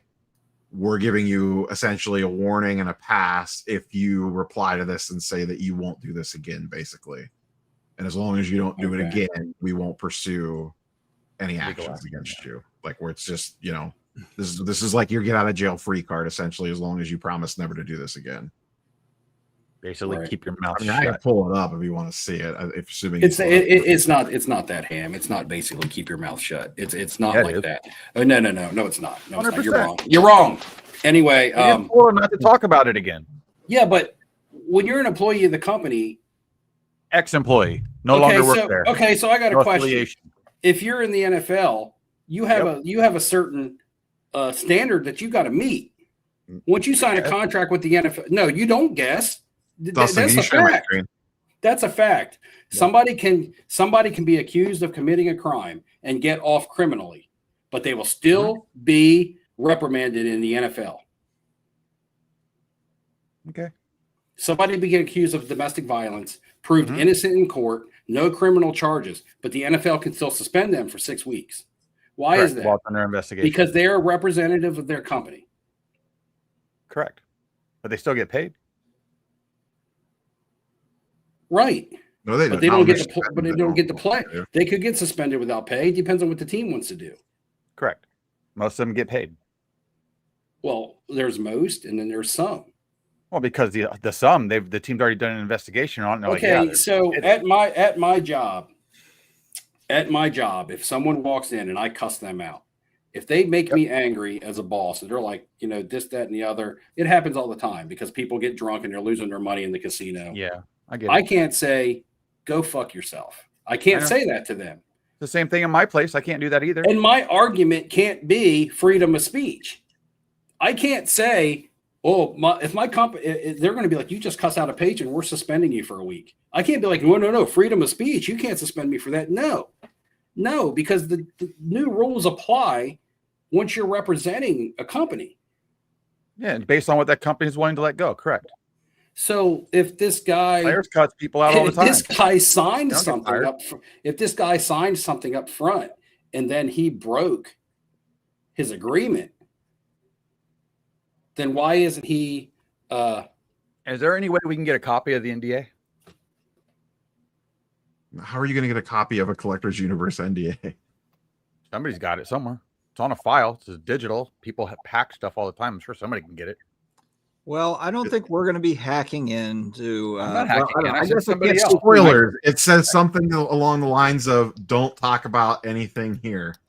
Now, does this apply? Is this something that's supposed to apply once you're no longer with the company? You're not allowed to talk about them anymore. Are you signing on, or it's just while you're with the company? No, an NDA would depend on how it's worded, but for like trade secret stuff, it could be until forever. Like you could just never talk about it. I mean, the thing is that when you sign something up front, you're signing and you're acknowledging it. And if you want to take your ball and go home and then cry about it later, just remember that's usually a disgruntled, bitter employee that wants to backlash against their former employer. J-Max, I mean, it was his decision to work there. He's the one that signed up for the terms, and it wasn't $12 an hour. It's like $20 or $25 an hour. Yeah, they get paid like pretty well. He made the choice to sign the paperwork and the work there under those conditions. So actually, Carlos, I live in the state. I live in Delaware. The state of Delaware has no labor law protections. You can be terminated from a job with no reason, and you can't have any kind of lawsuit or any kind of anything back towards the company. If you're working somewhere here in Delaware and they walk in, you could have just won Employee of the Month and had your awards banquet yesterday, and they can walk in the next day.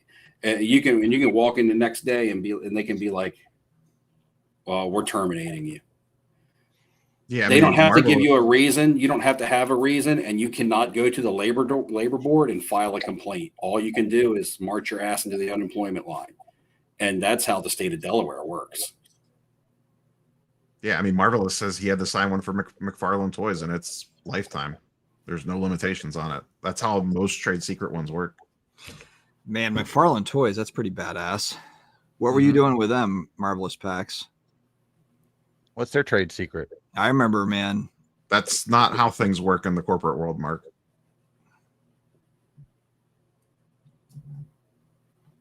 What happens if nothing's a secret? Does an NDA still count? I don't even know what that means.